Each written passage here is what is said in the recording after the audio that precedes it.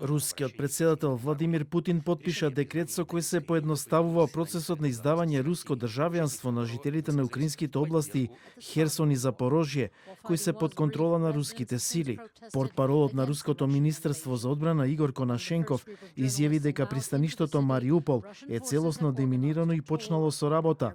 Тој додаде дека на територија на пристаништото биле пронајдени повеќе од 12.000 експлозивни направи и се деактивирани, а исто така било пронајдено и оружје оставено од украинските борци. Украина ќе се бори се дури не ја врати целата своја територија, изјави украинскиот председател Володимир Зеленски. Тој тврди дека е подготвен за разговори доколку Русија се повлече во областите каде што беше пред да почне војната во февруари, но како што рече ќе разговара само со рускиот председател Путин. Шефот на украинската дипломатија Дмитро Кулеба пак повика на целосно суспендирање на трговските релации на западните земји со Русија.